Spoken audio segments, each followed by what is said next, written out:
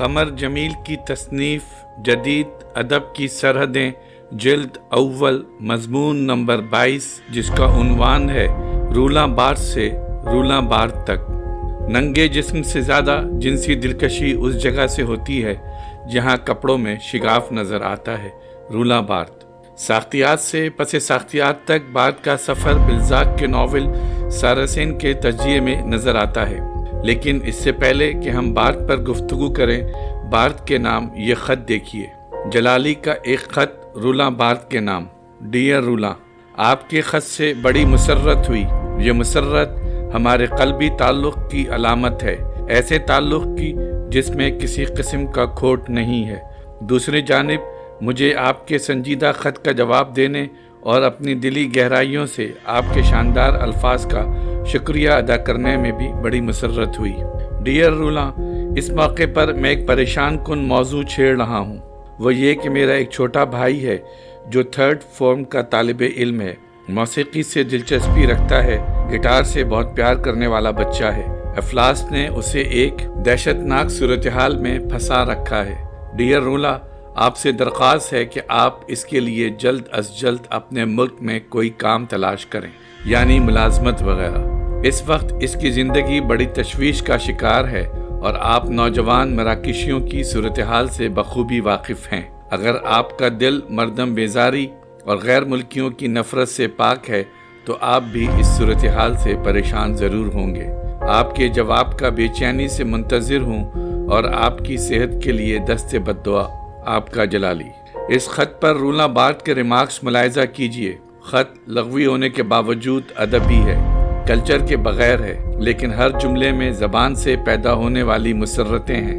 اظہار کا زیر و بم صحیح اور بے کم و کاسٹ، جمالیات سے دور لیکن جمالیات پر ناراضگی کا اظہار نہیں، جیسا کہ اس صورتحال میں ہمارے ہم وطن کرتے۔ خط میں سچائی ہے اور خواہش بھی، جلالی کی خواہش اور مراکش کی سچائی۔ یہ وہ آئیڈیل مکالمہ ہے جس کا طلبگار ہر شخص ہوگا۔ لسانیات کا ساختیاتی تجزیہ جس طریقہ کار سے ہوتا ہے، وہی طریقہ کار لیوی اسٹراس نے عمرانیات پر اور رولاں بارت نے ادب اور فیشن پر منطبق کیا ہے۔ رولاں بارت کہتا ہے، میں نے ساختیاتی تجزیوں کا ایک سلسلہ جاری کر رکھا ہے جس کا مقصد ہی یہ ہے کہ غیر لسانی زبانوں کی تعریف و تحدید کی جائے۔ رولاں بارت سارتر سے بھی زیادہ جوہریت کے خلاف ہے۔ وہ انسان کے جوہر کو پہلے سے طے شدہ نہیں سمجھتا۔ لسانیات کا وہ کون سا بنیادی خیال ہے جس پر ساختیات کھڑی ہوئی ہے؟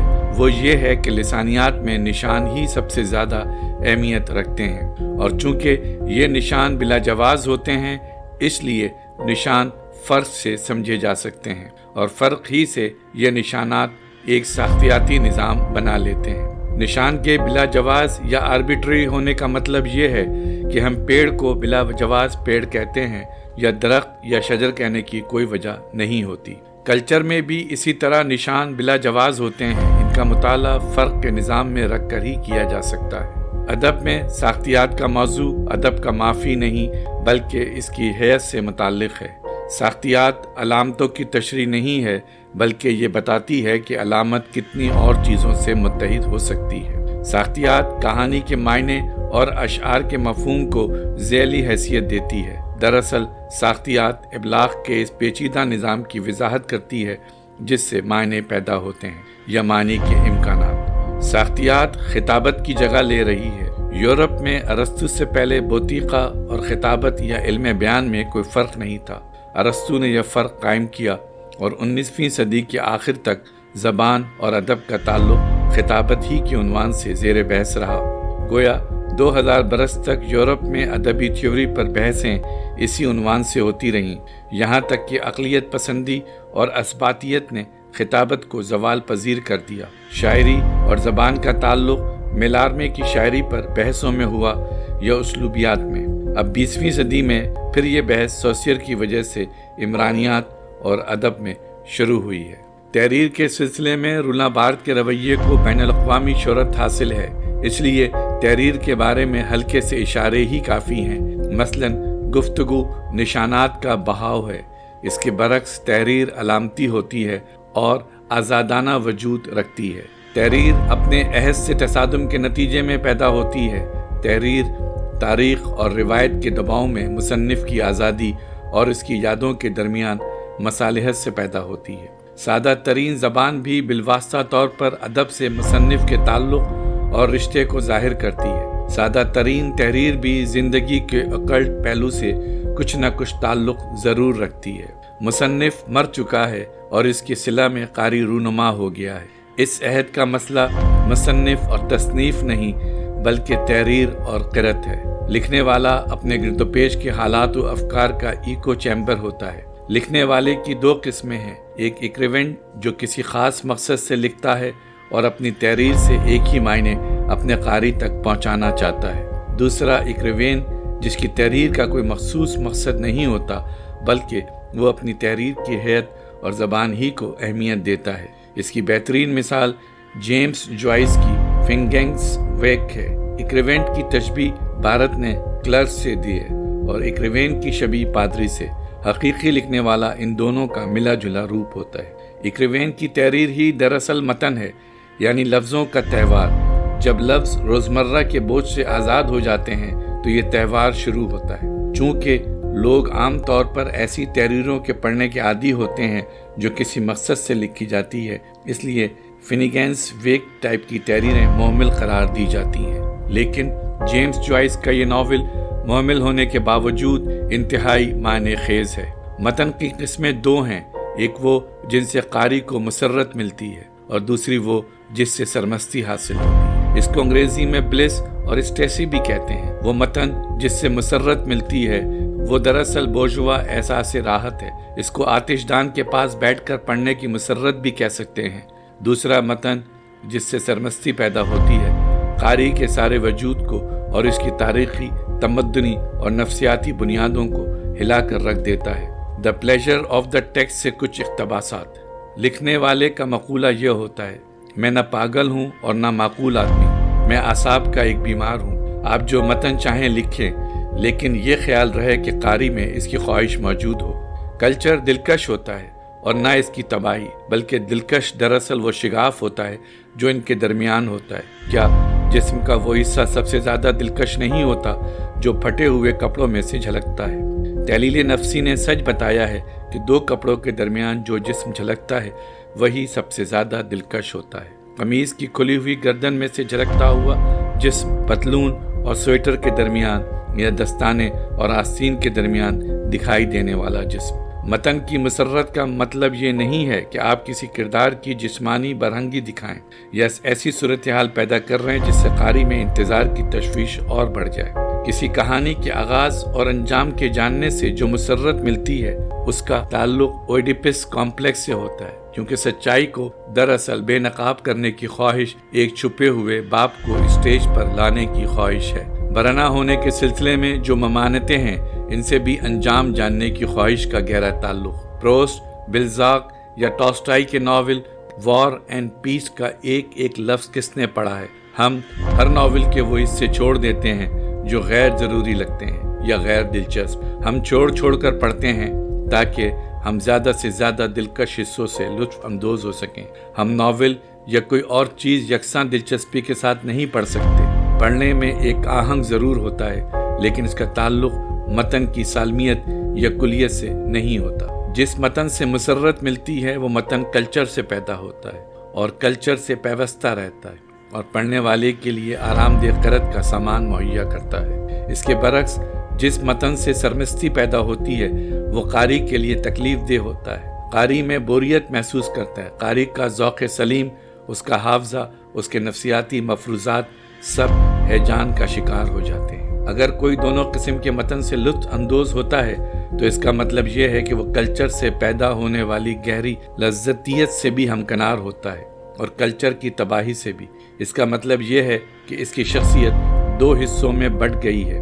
بارتھ تحریر کی دو قسمیں بتاتا ہے، ایک قسم ریڈرلی اور دوسری رائٹرلی تحریر ہے جو ہم آسانی سے پڑھ سکیں۔ رائٹرلی تحریر پڑھنے میں مزاحمت کرتی ہے، ریڈرلی تحریر کلاسیکی ہوتی ہے اور رائٹرلی تحریر جدید، لکیر کی طرح آگے نہیں بڑھتی بلکہ بیج کی طرح نشو نما کرتی ہے۔ ادب صرف معنی کو پیش نہیں کرتا بلکہ وجود کو اس کی ساری پیچیدگیوں کے ساتھ پیش کرتا ہے۔ اظہار اور ابلاغ کے علاوہ ایک اور چیز بھی ہوتی ہے، جو تحریر پر سپر امپوز ہوتی ہے۔ رائٹنگ ڈگری زیرو کی تمہید میں بارتھ کہتا ہے، باغی ہربرٹ اپنے خبرنامے کا آغاز فحش گالیوں سے کرتا تھا، جس کا مطلب صرف یہ تھا کہ یہ معلوم ہونا چاہیے یہ ایک باغی کی تحریر ہے۔ ادب میں ادبیت ہی ادب کو تاریخ سے بلند کر دیتی ہے۔ جس وقت تاریخ کا انکار کیا جاتا ہے اس وقت تاریخ ہی سب سے زیادہ کام کرتی ہے۔ ادب میں تخیل کی دنیا بھی سچی ہوتی ہے، یعنی جھوٹ ہوتے ہوئے سچ ہوتی ہے۔ کہانی میں بیانیہ کہانی کا سومیاتی حصہ ہوتا ہے۔ یہ بیان کسی کردار کا بیان نہیں، تماشائی کا بیان ہوتا ہے۔ اگاتھا کرسٹی کے ایک ناول میں پڑھنے والا ہر کردار پر شبہ کرتا ہے کہ شاید یہی قاتل ہو، لیکن آخر پتہ چلتا ہے کہ بیان کرنے والا ہی قاتل تھا۔ بلزاک نے اپنی کہانی سراسین میں ایک جگہ لکھا ہے، وہ ایک عورت تھی، جبلی خوف، ناقابل فہم ترنگ اور بے معنی ہمدردی کے دکھاؤں کے ساتھ اپنی سرکشی، حکم عدولی اور احساس کی پرلطف نزاکتوں کو لیے ہوئے۔ بارتھ پوچھتا ہے کہ یہ جملہ کس شخص کا ہو سکتا ہے کہ کہانی کے ہیرو کا جو عورت کے روپ میں چھپے ہوئے ہجڑے کو پہچاننا نہیں چاہتا۔ یہ جملہ بلزاک نے صرف ایک ایسے انسان کی حیثیت سے لکھا ہے جو اپنے ذاتی تجربے کی بنیاد پر عورت کے بارے میں ایک مخصوص نقطہ نظر رکھتا ہے، یا یہ جملہ مصنف کی حیثیت سے بلزاک کا ہے جو عورتوں کے بارے میں مخصوص خیالات کا حامل تھا۔ بارتھ کہتا ہے کہ متن وہ مقام ہے جہاں یہ ساری بوقلمونیاں جمع ہو جاتی ہیں۔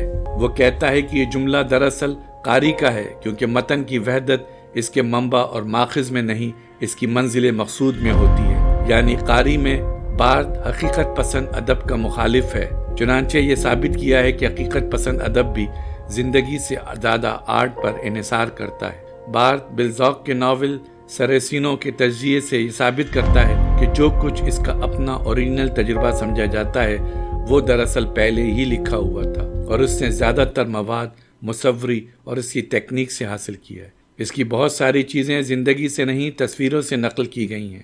بارتھ آوانگار ادب کا حمایتی اور سوانح عمریوں کا مخالف ہے، کیونکہ وہ فرد کو ایک یونٹ نہیں سمجھتا۔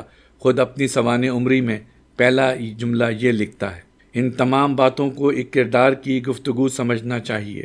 سوانح عمری اس کے خیال میں وہ ناول ہے جو اپنے آپ کو ناول کہنے سے گھبراتا ہے۔ A Lover's Discourse اس کی سب سے مقبول کتاب ہے۔ اس میں وہ معاملات ہیں جو عاشق کو تنہائی میں تنگ کرتے ہیں۔ ایک عورت رات میں جنگل میں اپنے عاشق کا انتظار کرتی ہے۔ میں کسی اور چیز کا نہیں، صرف ایک ٹیلی فون کال کا انتظار کر رہا ہوں۔ کیا میں محبت کر رہا ہوں؟ میں محبت کر رہا ہوں کیونکہ میں انتظار کر رہی ہوں۔ ایک کیفے میں دوسرے لوگوں کو دیکھ رہا ہوں، مذاق کرتے ہوئے، خاموشی سے پڑھتے ہوئے۔ یہ لوگ انتظار نہیں کر رہے ہیں۔ ہاتھ دبانا اطلاعات کی ایک بڑی دستاویز کی حیثیت رکھتا ہے۔ ہتھیلی میں ایک ننھا سا اشارہ گھٹنا جو حرکت نہ کرے، بازو جو پھیلا ہوا ہو، ایک صوفے کی پشت پر جس سے دوسرے کا سر آہستہ آہستہ آرام کرنے لگے۔ فوٹوگراف کا جوہر یہ ہے کہ تصدیق کرے۔ یہ خود بارتھ نے ایک جگہ لکھی ہے، چنانچہ اس کی سوانح عمری میں اس کے دادا دادی اور نانا نانی کی تصویریں بھی ہیں۔ بہرحال اس کی سوانح عمری کا لہجہ غمناک ہے۔ اس میں فوجی لباس میں اس کے والد کی تصویر بھی ہے جو جنگ میں مارے گئے تھے۔ ان ساری تصویروں کے علاوہ پام کے درختوں کی ایک تصویر بھی ہے جس کے نیچے لکھا ہے، یونانیوں کے مطابق درخت ہی حروف تہجی ہیں۔ مائتھولوجی پر بارتھ کا رویہ دیکھیے۔ بارتھ متن میں معنی کی ثانوی سطح کا ذکر کرتا ہے، اسی طرح کلچر کے مختلف مظاہر میں معنی کی یہ ثانوی سطح موجود ہوتی ہے۔ اسی ثانوی سطح کی معنی خیزی میں اساطیر بھی شامل ہیں۔ وہ کہتا ہے کہ ادب کا بھی ایک اسطور ہے جس کو تحریر فروغ دیتی ہے۔ اساطیر کو بے نقاب کرنا وہ اس لیے بھی چاہتا تھا کہ ایسا کرنا دراصل انٹلیکچوئل کی سیاسی جدوجہد کے مترادف ہوگا۔ مثلا فرانس میں شراب دراصل خود فرانس کی پہچان سمجھی جاتی ہے، جیسے ہالینڈ میں گائے کا دودھ اور برطانیہ کے شاہی خاندان میں چائے۔ بظاہر بڑا سادہ اور معصوم توہم ہے، لیکن اسی قسم کے اور توہم بھی ہیں جو روزمرہ کی زندگی کو بھی پر اسرار بنا دیتے ہیں۔ بارتھ کے مطابق اسطور ایک مغالطہ ہے، ایک توہم ہے جسے دور ہونا چاہیے۔ بارتھ کا خیال ہے کہ سیاسی نظام ہی کی یہ کار فرمائی ہے کہ اصل حقیقتوں کو چھپا کر ان پر اساطیر کا پردہ ڈال دیا جائے۔ اس کی مثال اس نے تصویروں سے دی ہے جن کا عنوان ہے انسان کا خاندان۔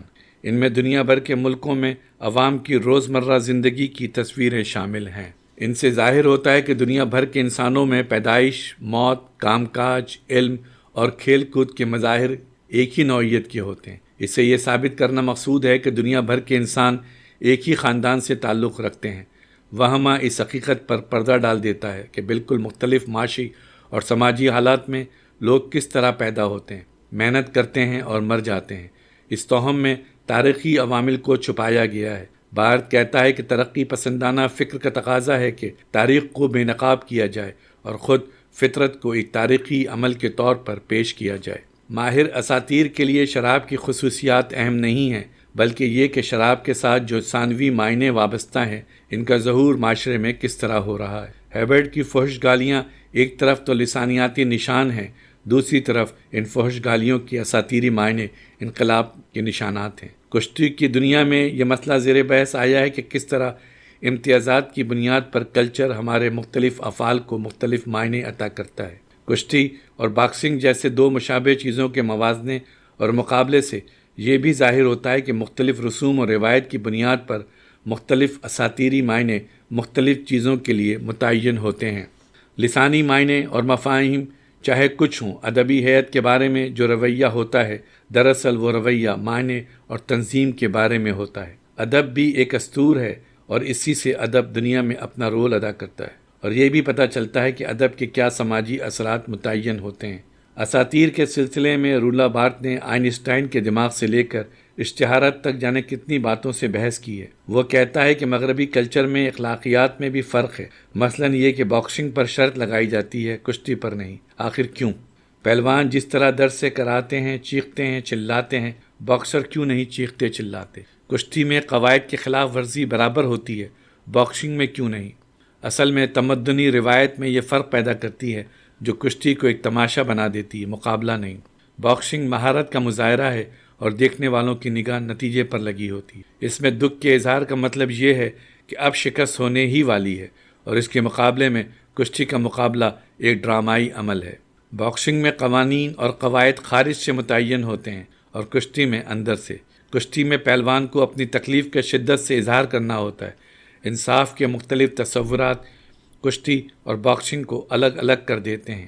ویسے رولا بارتھ کے لیے کشتی اس لیے بھی دلچسپی رکھتی ہے کہ بہرحال کشتی پرلطاری ہوتی ہے اور اس کے نتائج کسی حد تک پہلے سے طے ہوتے ہیں۔ بارتھ نے پیرس کے ایک رسالے پر بنی ہوئی ایک تصویر کا ذکر کیا ہے جس میں ایک سیاہ فام سپاہی فرانسیسی فوج کا یونیفارم پہنے ہوئے فرانس کے قومی پرچم کو سلوٹ کر رہا ہے۔ بارتھ کہتا ہے کہ اس کے معنی خیزی کی پہلی سطح تو یہی ہے کہ سیاہ فام سپاہی فرانسیسی یونیفارم میں ہے، مگر معنی کی ثانوی سطح سے ظاہر ہوتا ہے، کم سے کم مجھ پر یہی معنی ظاہر ہوتے ہیں کہ فرانس ایک عظیم مملکت ہے اور اس کے تمام فرزند چاہے وہ کسی نسل اور کسی رنگ کے ہوں اس جھنڈے تلے اپنی خدمت انجام دیتے ہیں۔